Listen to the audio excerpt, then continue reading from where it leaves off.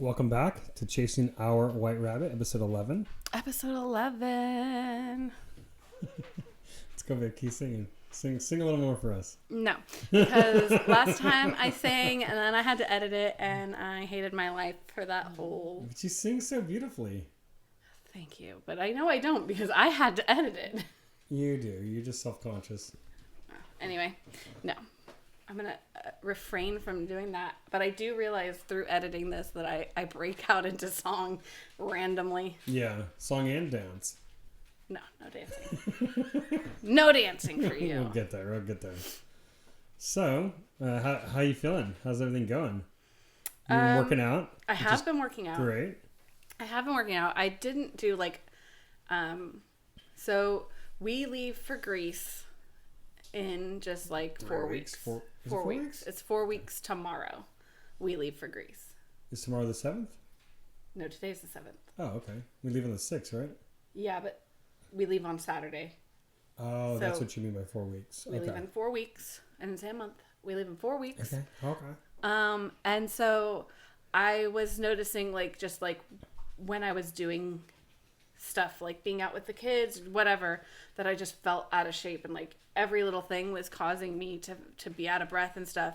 And as I was planning the finishing pieces of our trip, I was like, there's a lot of walking. There's a lot of walking. There's a lot of steps in Greece. If anybody's ever been to Greece, you could tell there's a lot of walking that's involved in it. Yeah. And everything, it tells you on there, all the places we want to go are up hills. Yeah. And I was like, oh. And so this is our youngest daughter's 17th birthday trip. So she got to pick where she wanted to go. She wants to go to Greece.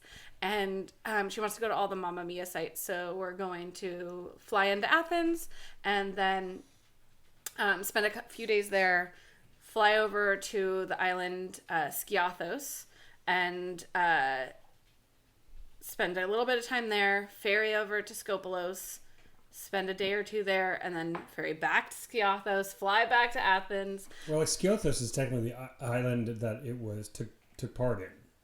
They might have filmed it a lot more on the other island, but when they travel from Skopelos to Skiathos, on the ferry, they're going to the hotel there.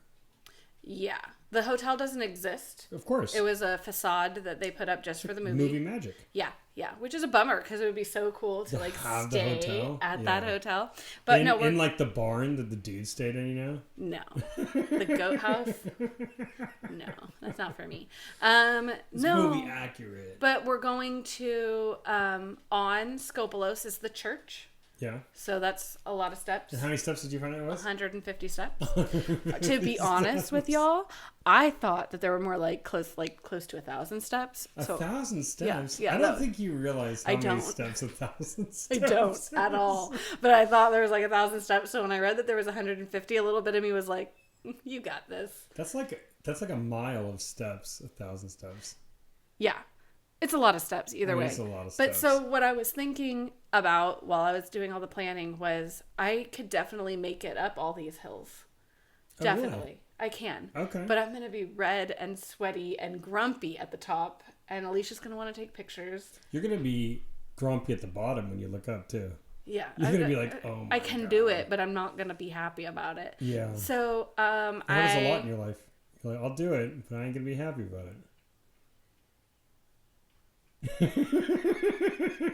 I'm not sure how to take that, but we all know that in this relationship, I'm a little ray of sunshine.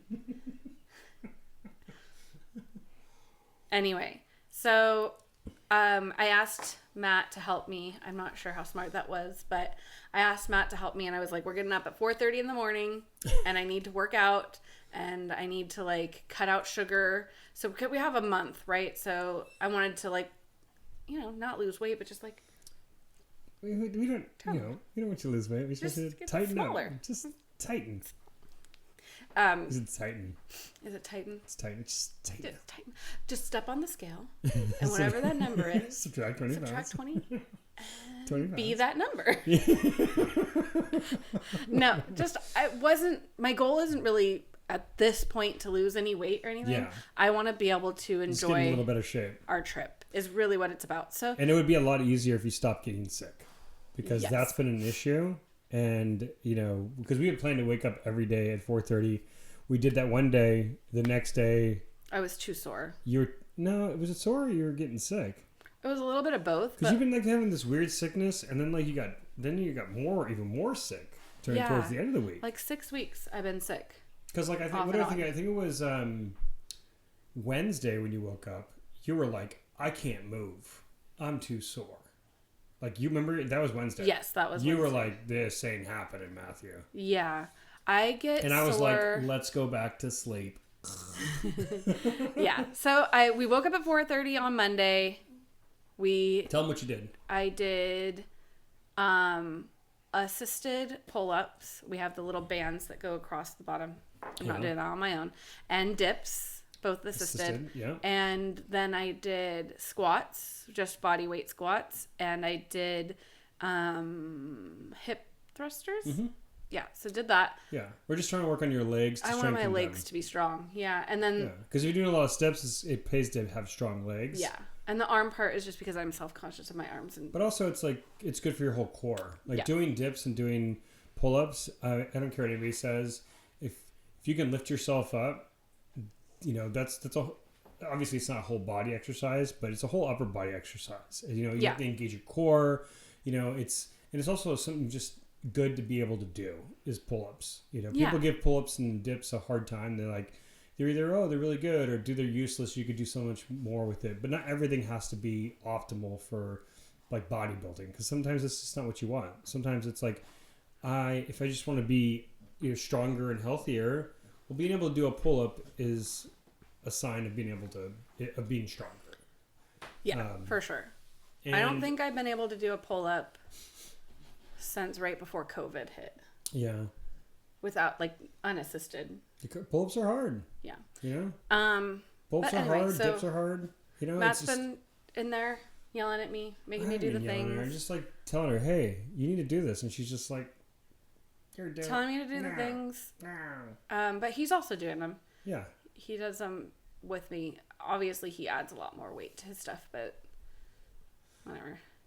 Yeah, but I think that, so the plan was to do like some weights, like not overkill, which is like a lot of body weight stuff. That was the plan, just to strengthen you up until we could add a little bit of weight. Yeah. And then like alternately doing like a cardio thing, like riding the bike or doing the rower or a treadmill. That way to get your cardiovascular. Yeah, because I have like an entire gym of exercise equipment that we're supposed to be the missing link every single time. She's like, hey, I have a as walking long as I pad. had this, I'll be able to work out. I have a walking pad. I have an exercise bike. I have a row machine. Is that it? Yeah. She's like, hey, I think rowing's fun. If I had a row machine, I'd row all the time. She got a row machine, and she's like, this is hard. And then she said, like, yeah, and if I had a walking pad, I could just work and walk all day. But nobody tells you how difficult it is to type and walk at the same time, okay? You got to develop a skill. Anyway. And you also get tired, right? Yeah. Even if you're walking at, like, even if you're just standing up. That's why cashiers get tired. Like, well, you're just standing there all day. It's like, well, that's tiring to stand there all day. Yeah. As somebody who works on their feet all day long, who doesn't get to just hang out, like, it is extremely tiring just to, like, stand up, walk around, lift stuff, move things. I guess it's not being a cashier, though. But, yeah, like bank tellers, I think they have a lot of back problems. Yeah, for sure. Because of that. But do you think it's because of lack of walking? If they walked, they'd have less of those problems? I don't know. Sometimes when you're just standing there,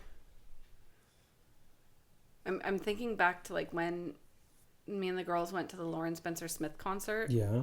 And like we had waited in line for a few hours outside standing up. And then we came inside and had to like, you know, she had like the VIP experience beforehand. But then we were just waiting for her to come out. And there was like the openers and stuff like that. my legs were killing me, but as soon as she started coming out and actually doing her concert, like it wasn't so bad anymore. Endorphins. And I feel like if you were a teller or somebody who's just standing there, walking probably would be like a good thing to break up the standing. Well, I know that like when we go to places like Disneyland and stuff or Universal Studios, my feet hurt. And it's not even because of the walking, it's because of the standing, I think. Yeah. Because we are walking to certain I places. feel like we've gotten so old. The last time we went to Universal Studios, my feet hurt so bad we had to go home. Well, we stayed out till like 2 o'clock in the morning. Remember? We were Friday night. We didn't. We went home at like 10. No. It started at 9. We stayed there for way longer than an hour. I don't remember. Yeah. I remember. I should make a shirt that says, I don't remember. But your feet were hurting. I was hurting too. I was chafing. I was bleeding all over the place. I mean, that's gross. Yeah. That's an overshare. Yeah. Overshare? Yeah. Yeah, that's gross. It hurts. Yeah, it sucks. Nobody wants to hear that. I don't care what people want to hear.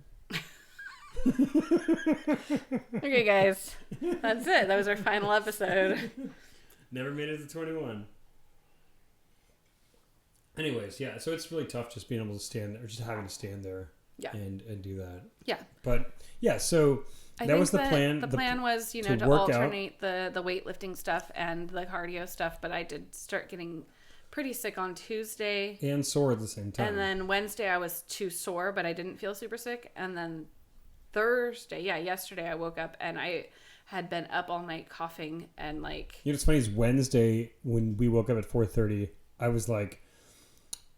hey, let's go, are you ready to work out? And you like get up and you go, I can't do it. My legs, like you're hurting too much. I couldn't even get off the toilet. But Thursday when we woke up, you were like, nope.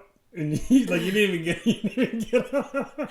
Because I had been up all night coughing. Nope. I kept waking up and like having to like put my pillows up so I could kind of sleep sitting up. Yeah. But by yesterday afternoon, I wasn't sore anymore, and I was starting to feel better. And so I was like, okay, I think I'll be able to work out tomorrow. Yeah. So we got up this morning, worked out. How'd you feel? How'd that feel working out? My hips hurt when we work out. You need to stretch. Anyway. I keep telling her, guys, stretch. Especially because she used to be a cheerleader, so she used to be super flexible. Her joints are used to being flexible. And then her muscles tighten up, so she needs to stretch. Anyway, that's pretty much it. My hips, and I could start to feel my lower back starting to hurt. But that's really only because I'm old and out of shape. Yeah, but you keep doing that, keep working out, then you won't be as sore and you won't be as out of shape. Yeah. If we can get past the sore stage, which takes a while. The sore stage stays with me. I feel like I never stop being sore. It's because you quit. I think also it's because I'm starting so low and I have so far to go that like I'm continuously either adding reps or adding weight, or there's something new to be sore about. Yeah, it's just consistency, all it is. That's why the majority of what you do is body weight stuff. Yeah. Or less than body weight with the bands for pull-ups and stuff. Yeah. It's like less than body weight, but that the whole key is to try to get you to understand that your body to like get used to moving around like that. And my whole goal actually is just to be better than I am right now for the trip. And you already are. Just getting up and moving is better than I am, at the beginning of the week. And I'm hoping that I'll like create some sort of habit with it. Yeah. To where when we get back from Greece, or I don't know, it'll probably break the habit. I was going to say when we get back from Greece, but you won't be back for another 2 weeks after that. So it'll be like a month without working out. And then you'll work out. I'll come back and we'll go back into working out. Yeah. Well, that's the hope. Yeah. And then, also because like Jenna's almost done with school. Yeah. So there's less tutoring happening there. And like Dylan's senior year is wrapping up. So like there's less stuff. I just feel like there's going to be more time for me to concentrate on me. Yeah. And then it'll all go to heck again when school starts up again. But for a couple of months, you just got to hold it together. It'll be good. Yeah. I think it'll be fine. I think that waking up every day in the morning, I think, is a good solution to Yeah, I like the working out. idea of having it done at the very beginning of the day, and then that's it. You're done. You already did your workout. Now you can live the rest of your life. Also, if you work out in the morning, everything else is just cake, as far as like if you were to go on a walk or if you were to do anything extra you do is extra because you've already got the workout done in the morning. Mm-hmm. I know there's a lot of debate. When should you work out? In the morning, in the night? Well, you're not as hydrated in the mornings, so this and that. But at the end of the day, the best time to work out is when you have time to work out. when you can work out. Yeah. Consistency is the most important thing with working out. It's not what's optimal with working out. It's consistency. Yeah. You can have a guy that, I'm going to, do a CrossFit exercise or I'm going to do chest and back or I'm going to do legs or all these like different workouts you can do. They'll never be better than someone who says, I'm going to do this every day. Even if it's not as intense, even if it's not as much, the consistency of doing something every day with it, whether that's, lifting weights or jogging or rowing or biking or swimming or, any whatever it is, doing it every day is way better and that consistency is better than someone who does something and then maybe they do it for a week and then just stop doing it for a month and they go back to doing it. You'll never find success if you do that. Yeah. Because if you decide to lift weights and you start with no weights, just body weight, squats and pull-ups and dips and just stuff like that, after a month, you're going to be stronger. There's no way around it. You have to be stronger, because your body builds up. You have to. So my goal, I think, is just to, I don't know, every other day or every third day or something, do the weightlifting stuff and try to fit in. If I could just be healthy, stop getting sick, that'd be a plus. Because it really throws a wrench in it, because it's not like I could push through and work out while sick, but then it's like the whole rest of my day where I need to be working and like there mentally, like I can't, because now I pushed my body too far. Now I'm too sick to do like my actual job. So getting older and having to like actually like take those things into account kind of sucks. But anyway, how are you doing? I'm doing great. I could be doing a lot more running, but I'm planning on doing more of that coming up. Yeah. Are you going to do that before we go or? Yeah. I'm going to start running after work every day. It's just tough because I come home and I'm lazy. So, but, not running too far because my knees are really hurting, but just try to, if we're lifting weights every day, then you can run in the afternoon. And then eating enough healthy calories too. That's another big thing I need to start doing. Not that I'm, I just need to, because eating healthier, well then I need to consume more food. And sometimes I'm not hungry, so I don't do that. Yeah, it's kind of hard. Because I don't want to drop my weight. Like I'm 230 right now. 230, 225, and I want to stay that. So when I play rugby, I'll be, for my position, I'll be great. But at the same time, like the more healthier you eat, the more weight you're going to lose. Yeah. So that makes it kind of tough. You know what I mean? I mean, I think that makes it a little easier. If you don't want to lose weight. Well, it makes it hard to eat clean. Yeah. What do you mean? Just don't eat clean. Well, I mean, then you're not going to be healthy, I mean, you can eat moderately. Yeah, but I can't eat moderately. I eat like a fucking asshole. He really does. He doesn't, like, if we get a thing of Oreos, I just eat them all. we hide them in the house. Me and the kids hide them. Don't even tell me. Just hide Just them. don't tell him. Because if I find them, they're all gone. But if, like, it's just me and the kids, they'll last, like, a week or two. Yeah, and that's fine. Yeah.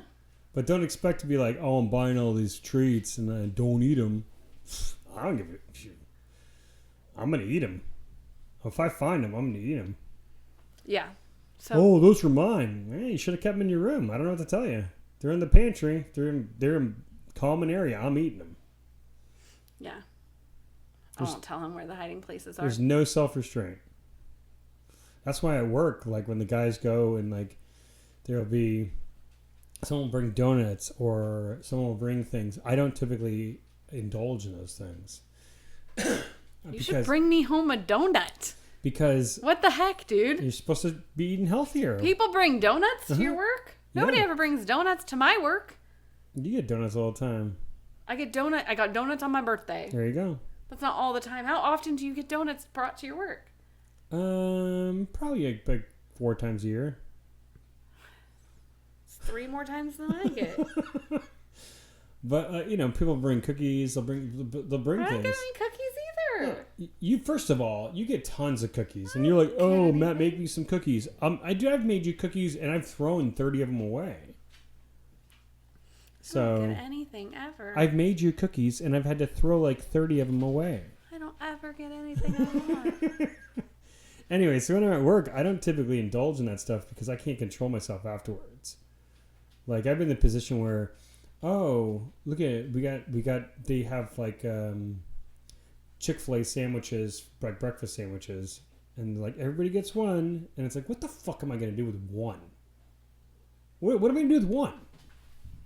You're gonna eat it and be happy? No, I'm gonna eat it, and I'm gonna go out and I'm gonna buy 12 more. I'm gonna stop at McDonald's before I get to my first job and be like, I want 5 double cheeseburgers and 3 McChickens, and then just sit there and eat them all like an asshole. And then I'm gonna hate myself afterwards. So what I do, I go, no, I don't want that Chick-fil-A. I'm good. What he does is he'll be like, ew, I don't want that.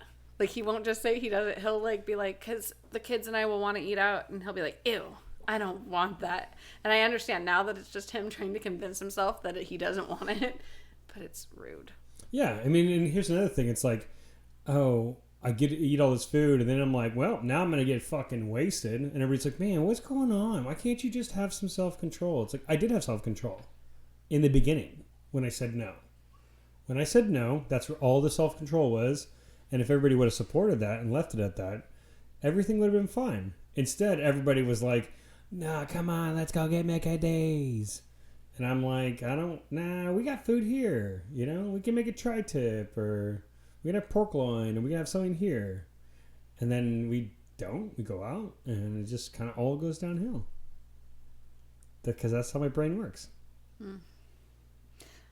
Moderation is tough. I don't have a lot to say about that. Anyway. You don't have a lot to say about that? No. What does that even mean? Well, it's like the way that you were expressing how you felt right there kind of makes it feel like you're like, it's everybody else's fault. Who said that? Because you're like, everybody wants to go out, and if everybody would have just left it alone, then it would have been fine. But everybody's like, no, let's go to Mickey D's. It's literally verbatim what you said. Exactly. What's wrong with that? So if everybody else would just leave you alone, you'd be fine. Hey, peer pressure is a bitch. When you get peer pressured into eating shitty food, you eat shitty food. Dude, I could peer pressure eating shitty food every day, and you would be like, I'm going to eat it. Yeah, I can bring you McDonald's and Popeyes and I don't really like Popeyes. Right? Dylan gives it to you all the time. I only like one of the sandwiches. KFC mashed potato bowls, like I could bring you that every day, and you would just eat it every day. Yeah. Because I'm enabling you. But I'm also able to eat it in moderation. Yeah, but I have a problem with eating. That's the thing. I have a problem. I don't know. So when people are like, well, let's just go eat out, it's like, okay. Well, I have a problem with it. You realize that, right? I have an eating disorder. If I get started, I can't stop. That's why I'll eat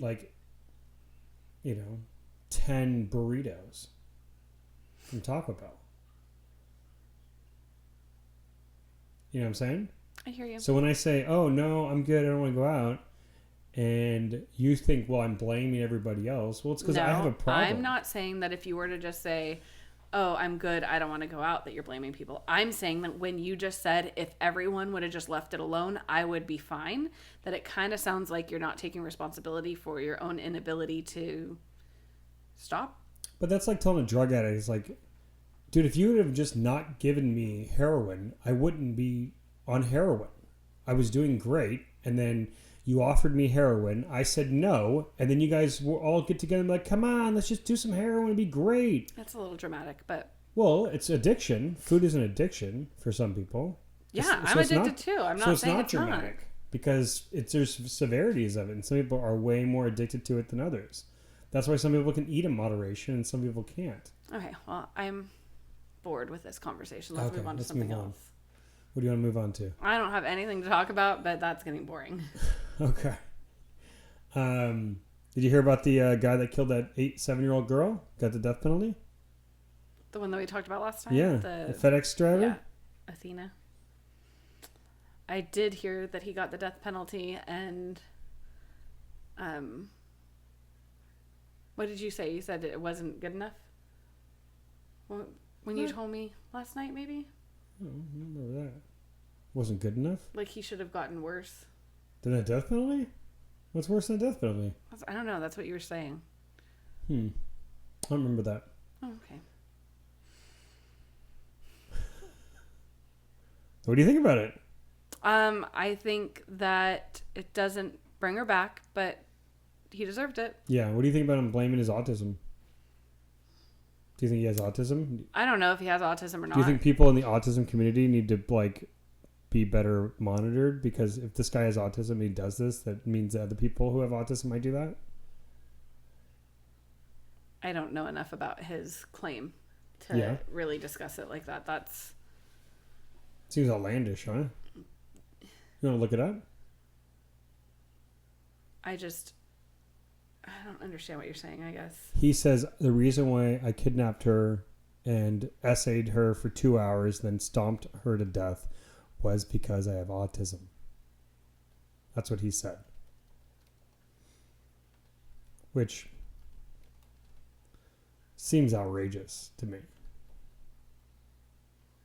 And I think a lot of the people in the autism community are like, no, you don't get to blame this on autism.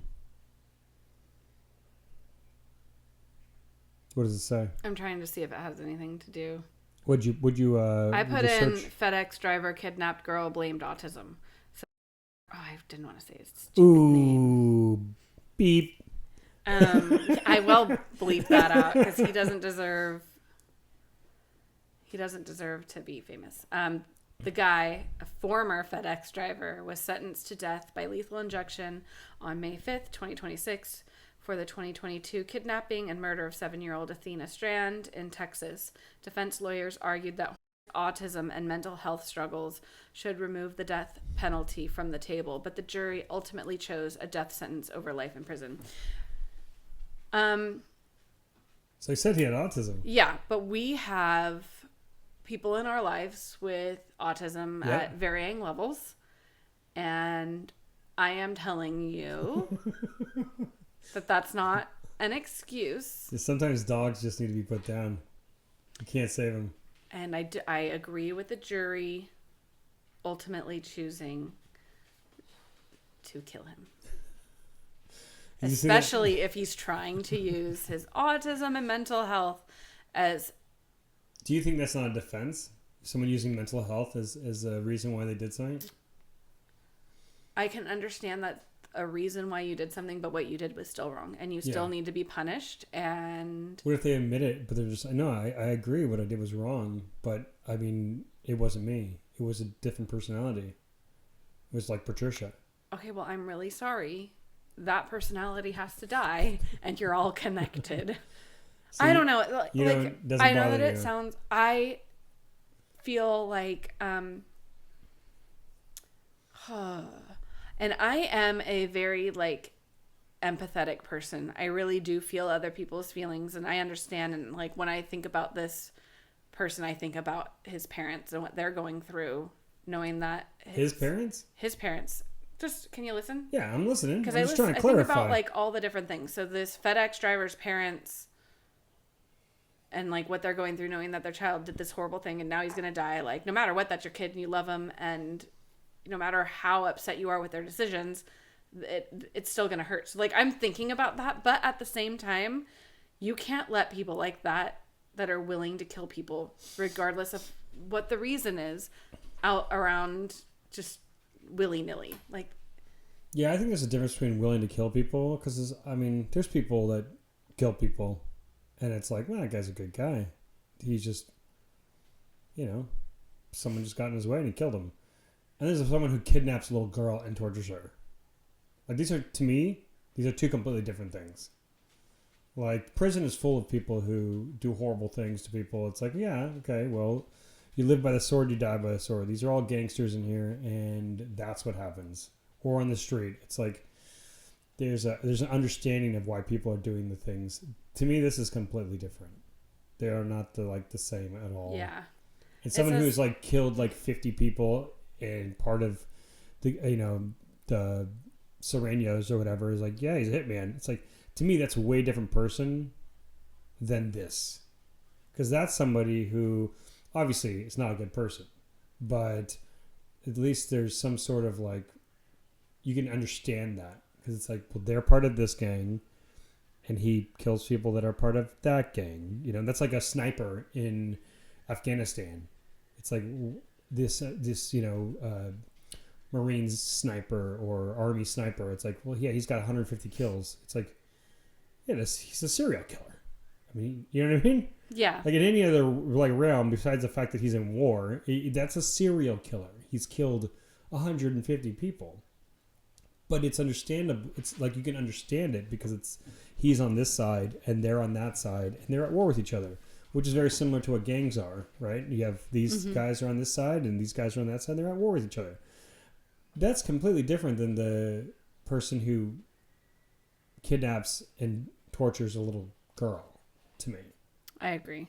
There's just a little bit. There's a difference between like motivation and that's hard to comprehend for me at least. It's like, what is happening up there? Like, I don't understand. And then, he says autism and mental health, and I'm like, okay. Yeah, the defense attorneys argued that his autism spectrum disorder, coupled with traumatic brain injury, mental illness, and a history of prenatal alcohol exposure, should mitigate his culpability. So he's blaming his mom. They argued that they always do. They argued that his diagnosis and mental state meant he should not face the death penalty. But all those things is who he is. Like, he is a person with all of those things, and those things impact, obviously, his ability to make good choices. And he's saying that these things in the past made him do it. Well, those things aren't going to change, so he's not going to change. So you, sir, don't get to do that anymore. I feel like saying that things in the past led to your doing these things almost makes it so that you have less of a defense. You think so? Because the past isn't going to change. Yeah, but you're still going to be the person. He's still going to be the person with autism spectrum disorder. He's still going to have had, I'm not sure how true these things are. He's still going to have had traumatic brain injury and mental illness and a history of prenatal alcohol exposure. All those things, none of those things are going away. Yeah. And they all, obviously, he's saying, they're admitting, that led to him making these horrible decisions. Well, then you don't have the capability of making good decisions. Okay. And so we need to take the ability to make any decisions away. I mean, that's, I think, their argument. Is like, you should take his ability to make decisions away by putting him in prison for the rest of his life. You shouldn't punish him for something that I just don't control. see how any of those things lead to however long. What? I just don't think that those things that he's blaming this on lead to torturing a little girl for hours. How long? I mean, I guess they would say if he has autism, that would mean he has a lack of he doesn't have any empathy, because the autism would make it so he doesn't really care about anybody's feelings. So he justifies what he did in the sense where it's like, this was not even, I mean, he was a human being, but he is detached from reality when it comes to human beings and how they feel. You know what I mean? Okay, yeah, I understand that. There's But like that's a lack ridiculous. of empathy. That's outrageous. You know? But okay, I'm sorry. He's walking this is around. If you're gonna 100% straw man his argument and 100% or steel man his argument and 100% straw man the defense's argument. It's saying everything he says is true, and it's the worst case scenario in which he has these problems, and it helps him in the best case is to say he doesn't view human beings as human beings because of autism and mental health. He views them as like objects, which is what a lot of serial killers do. Yeah. They don't view people as psychopaths. They don't view people as human beings. They're just objects to them, so they can do whatever they want. And it doesn't affect. I hear you, but that means you need to die saying, because you're crazy. Yeah, that's kind of what I'm saying. Like, so I'm not trying to come across like defending this guy. I'm just trying to understand his argument. I'm just saying that, and maybe I don't really understand what his mental illness that he's claiming or anything like that, but he attacked and raped her for an hour. 2 hours. It says for about an hour. Oh, I heard it was 2 hours. Approximately 1 hour after he killed her, within approximately 1 hour of abducting her. Prosecutors argued that Athena was attacked and endured violence for an hour before she died. Evidence shows that she fought for her life and resisted her attacker in the back of the delivery van. The guy confessed to first attempting to break her neck, which failed, and she started crying, so he ultimately strangled her to death. Yeah, I heard that because I guess they didn't have the video, but they had the audio, and they presented that to the jury. Yeah. And she said, like, I'm going to tell my dad on you. Mm-hmm. Like the things that she was saying and the things that he was doing. And then they interviewed the psychiatrist. Did you hear about that? I had to stop watching. Yeah. It was just too much. And I was just feeling for this family, and it just felt too real, and I didn't need to hear any more to know how bad this was. Yeah. I mean, how's crazy. Did you see the cops? I didn't. Dude, the cops that have to bring him in and bring him out. There was a couple of them. They were just you could see the look on their face. I thought you meant cops when they found him. So you're talking about while he was in court. Yeah, they're the ones that bring him into court and drag him out. I mean, there's probably pictures of them, but they have a look of disdain on their face. They're trying everything they can to not just do something. Yeah. It's horrible. I feel so bad for her. She's just I'm going to tell my dad. Did you hear what his dad said? The dad said that he left for a hunting trip and that day, and he came over to spend time with the kids before he left, and then he gave him a kiss and a hug and said I loved you, and left. And as he got in his truck and pulled out, she comes running up, and he gets out and goes, don't be running behind the truck, you got to be careful. And she's like, I just wanted to give you another hug before you go. And he gives her a hug and says he loves her and gives her a kiss, and then she's like, that's the last time I ever saw my daughter. That breaks my heart. And then he gets a phone call while he's going, or the next day or something like that, or however long it took him to call him while he's going on a hunting trip is what he was going to go do.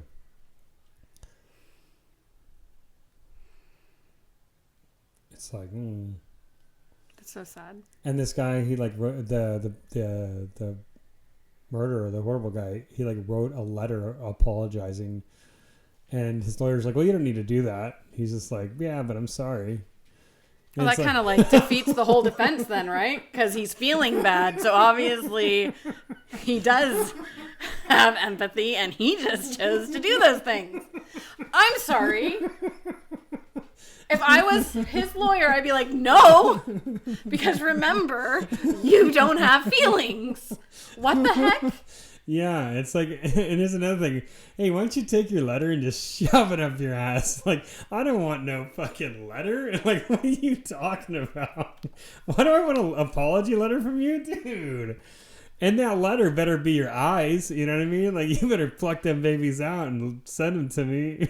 That's so dumb. I mean, it's horrible. Imagine receiving a letter from this guy. It's how did he get my address? Oh my gosh, yeah. It says that he wrote a handwritten letter addressed to Athena's family that was discovered in his jail cell following a suicide attempt. Nobody tries to kill themselves if they don't feel bad about what they did. And bro, His defense. Hey, bro, can't you just pull it off? Like, what do you mean an attempt? You know, I mean, you could do it. Like, you strangle yourself, and no one's gonna stop you. Like, what is going on here? Isn't that crazy? My brain hurts. So they found the letter in his cell. Yeah.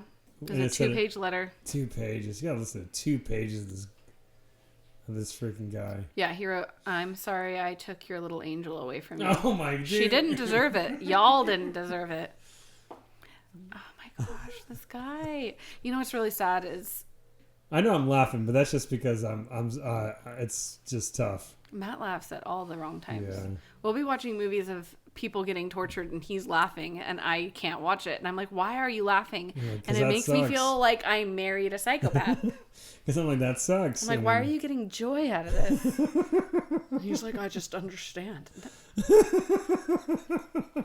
Yeah, that happened when we watched the movie not too long ago. Yeah, I can't remember what movie It was 12 Years a Slave. Oh yeah, we were reading in it. her history book, literally about that guy, and so What's I was his like, name? oh, we should What's his watch name? him. Solomon North, right? Something like Northman. Solomon North. Solomon Northup was the real guy, but he was actually in her history book, and so it was just telling. It didn't say, "Oh, there's a movie about it," but I was like, "Oh, this sounds like the movie 12 Years a Slave. We should watch that." Yeah. And so we watched it together, and Is you the- were is the watching them book a get lot- whipped. Is the book a lot different? I Or didn't you guys read the didn't read book. the book. It just talked about it in your book. No, but I was thinking it would be really cool because he wrote He wrote a memoir. like an autobiography. What's the difference between a memoir and an autobiography? I don't know. Does that like the same thing? Because whenever I hear memoir, I think of like that's your story, you know? And then I hear autobiography, and it's like, well, that's your story too. Okay, so autobiographies are comprehensive chronological accounts of a person's entire life, focusing on facts and historical context, whereas memoirs are focused emotional narratives centering on a specific theme, period, or slice of life. Okay. That makes sense. But anyways, yeah, we started watching it, and I started laughing. And you're like, how are you laughing? He's laughing at people getting whipped. And I'm just like, yeah, I know how that is. I'm not going to say that. What? I was going to say, he was like, I used to get whipped. Yeah, I used to get whipped. And I didn't I want to used say to get whipped that. with a belt. I used to get whipped with a whip. So I'm like laughing because it's like, I know, it's like I can empathize with what's going on. I mean, obviously not fully, but. And you know what's funny? You know what's funny? I'm sorry, I was looking this up. Is because I was trying to see whether he wrote an autobiography or you said a memoir, and it was a memoir. So I was wrong. You were right. So I wonder if it's about just those 12 years. I mean, the title, right, is 12 Years a Slave. It's 12 Years a Slave is an 1853 memoir and slave narrative by Solomon Northup, as told and edited by David Wilson. Wait, 1853? Yeah. Dude, that was like 10 years before the Civil War. Yeah.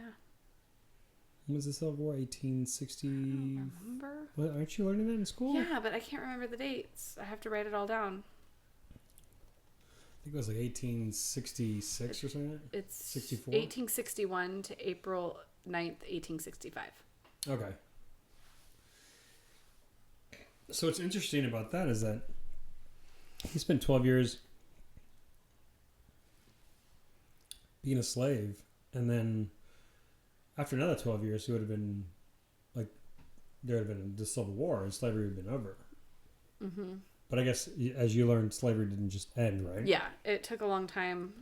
We're talking about the Reconstruction era, which happened after the Civil War, when basically they were trying to decide, like, okay, these people are free now, but... What do you mean, these people? Oh my good Lord.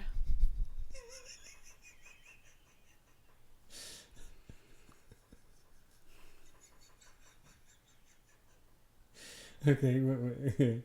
So the slavery is I over? hate you. You're the worst. So You're the worst. slavery was You made me over. forget what I was Googling. You were talking about the Reconstructive era? Yeah, so in the Reconstruction era, they were just trying to, like, figure out what rights they were actually going to allow these newly freed people to have. And I don't even remember what we were trying to talk about for that. Solomon North being able to we were saying I said something like he was because, still there, he would be free, though, but you're saying that even though the Civil War made slavery illegal, they still didn't have all of the rights of a white male. Yeah.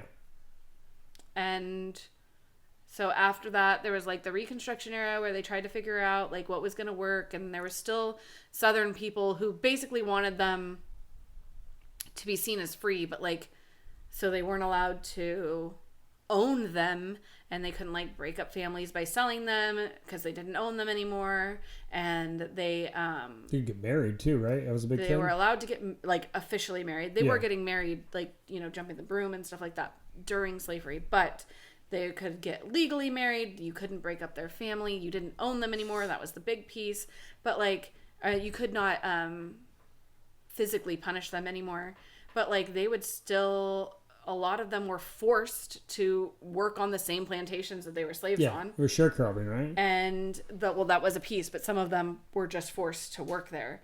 And they didn't just have any other option. So they weren't getting any money or anything like that. So they couldn't leave? If they wanted to, they can be hey, I'm packing my family, I'm just leaving. Yeah, a lot of them were forced to stay. There was, some states in the South required freed slaves to sign a contract, and they would last about a year, where they promised to just work at the same plantation that they left. Oh, so and if they didn't work at that plantation, they could be arrested. If they didn't have a signed contract showing that they were working somewhere, they could be arrested and then just forced to work, slavery, rented out to the plantation, which is crazy. So no, it's not like Civil War ended and slavery was illegal and now they're actually free, because I was saying, freedom was tied up in the right to vote and own property and all of these other things. But can you look up something for me? Look up when America conquered Liberia, and the president said anybody who wants to go back to Africa, we got a spot for you. And thousands of slaves that were now free went back to Africa. The United States did not formally conquer Liberia in a military invasion, but established it as a colony through the Private American Colonization Society beginning in 1821 to 1822. The territory was intended for the repatriation of freed slaves. Yeah, they talked about that a lot. There were so they didn't have to fight anybody, but they basically said, "Nah, this is our land." There were a lot of whites who fought to end slavery, who still, this is what's crazy to me, they fought to end slavery because they felt like slavery was wrong, but they still were we don't want to be around them. They're not as good as us. Yeah. And they need to go. Which is crazy. So they wanted them to be, that's insane. Yeah. So that's when just because it was over, there were still people that were fighting for them to have as little rights as possible while still being free. So what time did this happen? What year? It says 1821, 1822. So this was 40 years later. And then in 1847, it declared its independence from the American Colonization Society. 1847? Yeah. Oh, this happened before the end of slavery then. Yeah, and then there were several different times where during different wars they could earn their freedom, depending on what side they fought on, and there were several times where several different presidents and a bunch of citizens also felt well, just send them away. Well, we created a country for you. Send them to the country. No, but I heard it's one of the most after the Civil War. Yeah. The plan was, I can't remember what the island was called, but it was off the coast of the United States. Okay. I think it was part of is Carolina? That's Carolina's a state. But no, does it touch the ocean? Yeah. Yeah. North so and South Carolina. It was off the coast of the Carolinas, and some of the coastal property was supposed to be set aside for freed slaves. Okay. And they were just even supposed to after go they there. Conquered a whole country, they wanted to do because that happened 20 some odd years. That was its own thing. Like there was actually like a whole experiment where I heard it was really successful. It was one of the most successful countries in Africa. Up until the natives from that area kind of said, "Hey, you guys took over our land," and the Black Americans were like, "No, this is our land." Yeah, this is what it's called. The Port Royal Experiment was a successful Civil War era program where thousands of formerly enslaved people on South Carolina's Sea Islands, that's what it's called, Sea Islands, created their own communities, worked abandoned plantations for wages, and established schools, providing their ability to thrive in freedom. It was considered a rehearsal for Reconstruction. So they put a bunch of them there, and then there were... So wait, these people chose to go to these islands, or did the freed slaves decide they were made to go to these islands? Oh gosh, I can't remember what the name of the group was. I can't remember what the name of the group was, but there was this group that was put together basically to help freed slaves and poor whites of the South, like, reassimilate into what this new country was going to be. And like America, or like the South Carolina? An America without slavery. Okay. And so... It was for poor whites as well? Yeah. Because they're like, we don't know how to function here either. They helped poor whites with like legal issues and making sure that, because some states had, I feel like there's going to be some historian watching this and they're going to be like, she's so stupid. And I know I am. I'm trying my best. Oh my gosh. Good thing nobody listens to this. There were some states that had voting connected to whether or not you own property. Yeah. So like those had to like go away. Because people don't realize, like, I mean, a lot of people don't realize that if you were a slave, it's horrible. But we always want to go to the bottom, the worst thing. But it's not like life was great for poor white people. Like, you starved to death, your kids died. Yeah. You were impoverished. There were other bad things happening at the same time as look at Little House on the Prairie. Like, they were... Yeah, she got a scratch on her leg, almost died. But they were constantly indentured to the store, you know? But the whole thing is like this, I understand is considered a success. But what I'm thinking is, so they were on this island and it was an experiment to see whether or not these people could live on their own and survive, basically. Yeah. They still didn't believe that black people... Poor whites. Well, on this island was only black people. Oh, I thought you said there was a group that helped both. But this group sent people there, like teachers and ministers and people to like help them live. Okay. Like help them build things, or no, help them live? It was like to teach them how to be civilized. Okay. And I just think that's awful. And it just seems like you show up and they're like... They really thought that they could not... I just feel like you show up and you'll be there and you're like, hey, you gotta act like this. Like, yeah, dude, we know. We've been told that for the past 200 years. Like, don't, No, but what I mean is they felt that without help, because people believed that they were lesser than. Like... Yeah, I understand that. Like, incapable of... Of what, though? Brushing their teeth? I don't know. I don't have exact examples, Matt. I know. I'm just trying to figure out what people thought that they weren't capable of doing. They just thought that they were uncivilized and that they would fall into, like, chaos without the help of these educated individuals coming to the island and being... It's horrible. Even after they... So what happened? They said it was successful because when they looked at these people on these islands, they did have more food for their families and their kids lived longer and they were all more educated because it worked. It put them in Who brought the teachers there? It was this group. It was the group. I can't remember the name of the group. Okay. But it was the group that brought teachers there. Yeah. Because like it's hard to learn how to read if you've never read before. Yeah. And that was one of the biggest things that black people tried to do after the Civil War is make sure that, especially in the South, make sure that people learned how to read. Yeah. And were educated to the point where like...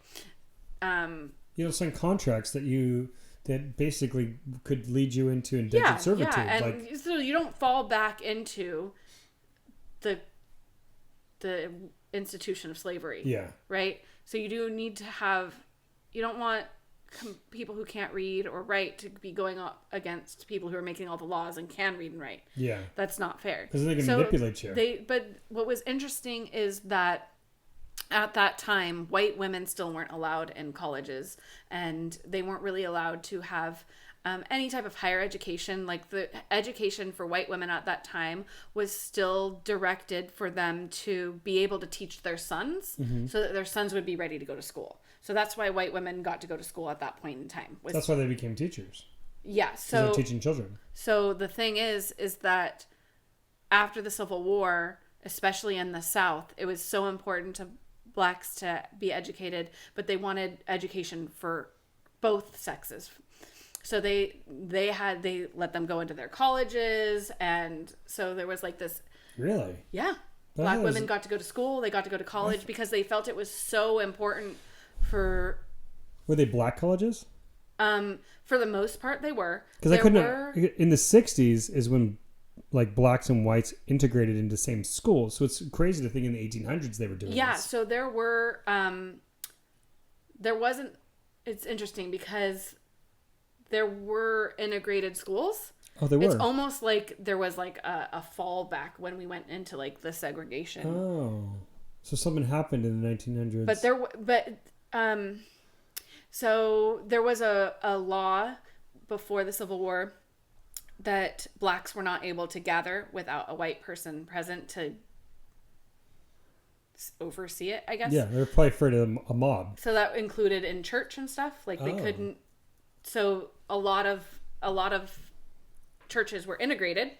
Oh, really? Because otherwise they couldn't meet without breaking the law and getting in trouble. So there was a lot, like if you had to have white people there to oversee church, I guess. And so there were lots of integrated churches. And then after the Civil War, blacks wanted to have their own churches. And it actually caused a lot of white churches to fail because they no longer had a congregation because they were just there. It's kind of a bummer. It is kind of a bummer. Because then like segregation happened after that. You're like, dude, we were all having a great time together. And all of a sudden you guys just want to leave. I don't know how much of a great time they were having if they wanted to leave. Well, sometimes people want their own thing. Yeah, I don't know. I'm just saying it's interesting because there was integration. I mean, if integration is good, there was integration and then there became segregation. Because I'm one sure group there decided was to leave. both. That's the thing. Is it depended on where you were. Because that's one thing I have learned in this history class is that states varied so greatly from each other. I mean, they still do now, but I feel like... You think so? A little bit. I feel like it's a lot different being in California than being in Texas, than being in Florida, than being in Wisconsin. But like it was even more drastic, and they had such different laws, and to the point where they actually had to like explicitly say, "Hey, you can't have a law in your state that conflicts with this law, impacts the rights of somebody else's state. Like you can't." We can't be impacting each other's laws. So there were, even during the time of slavery, there were freed blacks. Yeah. And there were some states that they were like, no, not in my state. Dude, there was so if you come to my state, there's blacks that own slaves. Yeah, but there were some states that were like, there are no freed blacks in our state. Oh. So if you are a free person and you come to our state, you're not. Yeah. Okay. So, like, stuff like that, that's insane. One of the things our daughter... that's like today, where if you live in Texas, you can conceal carry, you can open carry a gun. You come to California, you immediately get arrested. Yeah. Prison, 10 years. Yeah. And I think one of the cutest things, our daughter really loves animals, and slaves were not allowed to own dogs. What? That was actually a law. They were not allowed to own dogs. And man's best friend? In the book... Well, they're slaves, so they don't own anything, though, right? Well, they have, like, the clothes on their backs. But they don't own that. Like, that's why I mean, technically, yeah. Their masters could have gone and taken their stuff. And they took their children, for goodness sakes. But what I'm saying is that I'm trying to get to... one of the first things it talks about that they went out and did is they went out and bought dogs. Oh. So. Well, dogs are great. Good for hunting, especially back then. Good for hunting, good for protection, good for lots of things. Companionship. You all alone, now you got Fido I don't know. But that was one of the first things that they're Yeah, well, I'm sure it's not one of the first things they did. They probably were just like, I'm going to go actually get married. Like, they weren't allowed to own guns. They weren't allowed to congregate in groups. They weren't Still? I mean, no, I'm saying these are the things that they were allowed to do. Oh, okay. And also, the thing is that after, and this is what the Reconstruction era was about, after the Civil War, when slavery was deemed illegal, nobody was sure what laws exactly held still. Like, which ones are actually connected to slavery, which ones had are a civil war, huh? Yeah, so like what's going on? It was a lot. It was kind of crazy. Because they still have the right to speak. Like, are all the amendments still around? Because it's kind of a different country. That's a lot of people. So the 13th Amendment is the amendment that made slavery illegal. Except for prisons, right? And then there's the 14th Amendment that said that you cannot prohibit somebody from voting based on the color of their skin. Okay. I think. I hope I'm getting those right. But anyway, I'm sure somebody will let me know. I forgot what I was saying. Oh, they were saying like after the Civil War, the amendments, and there was another, like a civil bill or something like that, civil act, something like that, that it was almost like a second constitution. Okay. Because it was so different than the first constitution. The first constitution, the language in there is really about us getting freedom, like as a group of people, based off of religion and like no longer having a monarchy, and like that's what like the language is in the first part of the Constitution. Yeah, it seems pretty new. The first I don't know, but the Constitution seems pretty neutral when it comes to race and sex. Yes, it doesn't say male. It doesn't say white. Yeah. It is. And then after the Civil War is the first time... They're like, whoa. We start throwing some of these other words in here. After the Civil War is the first time male and slavery was introduced into the Constitution. And that's for like the 13th Amendment? Yeah, and so it's basically like... people were talking about that it's almost like a second constitution because the language really changed from hey, these are all the bad things that the king did and this is why we should be independent, to talking about race and gender. You know what I heard about that? I heard that the people who wrote the Constitution to begin with, a lot of them internally believe that slavery was wrong, and that a lot of these things were wrong. Yeah. But they could not express it outwardly, so they decided to write the document in a way that didn't exclude people. That was all basically inclusive. Yes. That left the door open. They specifically didn't put it in there so that it could be open for everyone. Yeah. Because they couldn't put it in there and say it's wrong. They did try. There was either Thomas Jefferson wrote something. I can't remember. Somebody wrote something in there that was like more damning to slavery, and they took it out because it wouldn't pass. Kind of like, hey, slavery's bad. Yeah, we shouldn't be doing that. And so all the way back at the beginning, but also they owned slaves. And but isn't that crazy though? Like people with like nowadays would it be like a third grade education had the foresight to be like, hey, we can't get this by, but what we can do is we can manipulate the wording into leaving all these doors open. That's what they did with the second part when they said that you can't take away somebody's right to vote based on the color of their skin. They specifically said a man's right to vote. And so they flipped it where it's like, and they specifically said based off of the color of their skin, race, because now, you can stop them from voting because of gender. You can stop them from voting because of whether or not they own property. You could stop them from voting because, maybe you're going to make a written test before, and if you don't pass that test, you don't get to vote. So they left the door open to appease people so that it could pass. Like, all of these things seem like, okay, we might not be able to get the whole thing done right now the way we want it and make it perfect. What would be the whole thing? But we can get our foot in the door. Equality for all. The end. No, I just didn't know if you were thinking. If you, I'm So, trying. Hold people on. I was trying to track what you were saying when you were saying they left the door open for these things. I didn't know if you were saying that the people who wrote them, because of after the Civil War, they're like, we kind of have to be inclusive, but we can leave the door open for discrimination by just saying based on race. But we can make them take a test, or I think we it's can a make little them do bit of these both. things. So you think they had both ways they did it? I think that so the people who wanted equality for everybody, regardless of race or gender or spirituality, all that stuff, knew that if they put all that into a bill, that it's not going to pass. So if you leave the door open, at least your foot's in the door, and maybe later we can add an amendment to it. Yeah, kind of like what they did at the first section. Yeah, and at the same time, people were happy to vote for it because they felt like, well, I might not be able to do it against race, but I can tell them that they have to take a test, or I can tell them that they have to be able to, they have to own this amount of property. So both were happy with what happened. Yeah. I mean, and I think leaving the door open, and like, I think that anybody who wants to bring something towards, like, well, we can discriminate based on sex, I think, or based on a test, or based on property, I think it's easier to make an argument that says, well, that doesn't say it, therefore you can't do that, opposed to that does say it, or it doesn't say it, so I'm going to make you do this. Yeah. You know what I'm saying? I don't know. You don't know? I don't know. Okay.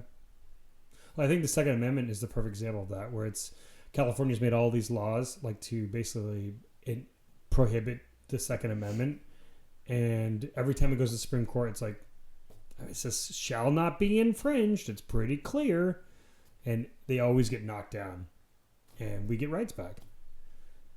So like anytime you want to make a law that restricts a right, it's the more broad that law is, the easier it is to say you can't restrict the right. Yeah. You have freedom of speech. It means you could say whatever you want to whoever you want, as long as you're not directly inciting violence. Like, I'm going to kill you, like, or kill this girl. There's a bomb here. You know what I mean? Mm-hmm. But the broader it is written, the easier it is for a defense to make the argument that says everybody can do this. Yeah. It's harder to make the argument that says, well, we want to exclude some people. It's like, well, that's not what the law says. Yeah. It's just it's a weird situation because a lot of the times I'm like, oh, okay, these people fought for, equal rights and equality. And then at the same time, like, some of them still believed that, oh, they should just be shipped off somewhere else. And some of them still believed like they just couldn't handle being free. And so, like, that's not great. And it's just it's just reading it, like, I go, oh, okay, I'm really proud of this part. And then I'm like, oh gosh, that's not really great. And it's just like back and forth. And I think the big issue is the context in which time it is in. To think about, like, there was never a time in history where people, like, congregated together and lived together that were of different tribes. That just never happened. Yeah. And unless someone was conquering somebody. When the Romans conquered Europe, that was the only time where French even met Romans, or the the Germans even met Romans, or the Saxons met the Celtics. Like, they didn't even get along with each other. And they were all the same color, but they didn't even get along with each other. And there was never a time in history where all these people just were in the same area and they just hung out and got along. And so to think that there was a country that said, oh, we could do this, and then to be like, well, we know this is wrong, so let's open it up. But we probably have still, they still are going to discriminate against these people, because there's never a time in history that showed that they could ever live together. Which got to be pretty tough if you're the one making the waves and you're the ones fighting for it, because history doesn't look pretty fondly on you. Yeah, changing things is difficult, no matter how right it is to change them. But also, people look back on them and say, well, they're horrible people. They still own slaves. And they're like, you know what I gave up to free slaves? You know what how many people died for this? And it's just like, so sometimes it's kind of crazy to me when I hear people like bash them, like, but they still did this. It's like, dude, I don't know if anybody could do that, what they did. It's so difficult. Yeah. It was not easy. And I bet you a lot of them thought, well, they don't want to live here. They want to live in Africa. And we have a colony in Africa they could live in.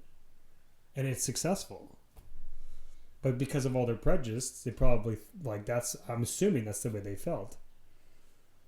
You know? Yeah. And so how did that South Carolina thing work out? Is it still there today? I don't think so. Oh. I don't know anything about it now. Oh, you just heard that they just had it and then that was it? I don't know. I'm surprised that more Black Americans didn't leave the South after slavery. Because a lot of them stayed. I would be like, dude, I don't know if they're going to change these laws, in the next couple of years. I'm trying to get out of here. You know what I mean? Yeah. I think that they didn't have the means to really get out. I mean, some people did. Some people left right away and just started walking. Yeah. I mean, that's what Harriet Tubman, she was like, it was an Underground Railroad. People just walked out of there. I was like, what are the means? It's like, what if they bring back slavery? You're gonna wish that you would have walked out of here. You know what I mean? Yeah. So no, the actual experimental community does not exist. It says its legacy remains in the South Carolina Low Country through land ownership patterns and preserved historical sites. The physical self-sufficient community it created for freed people has lasting roots, particularly in Beaufort and Hilton Head Island. So those islands still are populated with people? Yeah. Oh, that's pretty cool. Well, that's a happy ending. I mean, it's pretty happy, right? It's pretty good. I mean, is it not? Like I said, they considered it successful, but I still think it's pretty upsetting that they felt like they couldn't function without help from somebody. You find that upsetting? Yeah, so you just think that you're so much better than them, huh? I mean, I just try to judge people in the time frame that they're in. I hear you. Like, I hear people say all the time, they go, well, I understand that they were slaves, and then they were slaves, kind of and then up. they were sharecroppers, and it's like, it's basically the same thing. It's like, but it's not. 100% it's not. To be a slave and the rights you have, and then to be a sharecropper, now it's not great, and nobody said it was great. But every slave wished they were a sharecropper. So, like, to conflate the two is tough. It's like, I understand that the white people are like, oh, or the English people are like, they can't get along without me. They need our help. And I'm sure they had all these good intentions, which people still have today. You see a lot of people who are like, no, they don't know how to use computers. They can't get IDs because they don't know how to go to the library. And, like, you talk to African Americans, they're like, we know how to get an ID. I have a driver's license. So that stuff still exists today, where people think that there's that lady from New York, the governor of New York, like, African Americans don't even know how to use computers. And you're like, you got to be kidding me, right? You got to be kidding me. Of course they know how to use computers. Everyone that I know that's African American, they all know how to use computers. And they all have a phone, and they all have a driver's license. It's crazy. So, like, that same mentality kind of exists today. They think, oh, they can't get along without us, Yeah. But I guess you're right. It is pretty sad. Anyways. All right. Well, that's the end of episode Thank you 11. for joining us. Thanks. What'd you say? I said that's the end of episode 11. Oh, I think you said that's episode 7-11. I was like, oh, that's interesting. Okay. Well, Bye. bye. Love ya.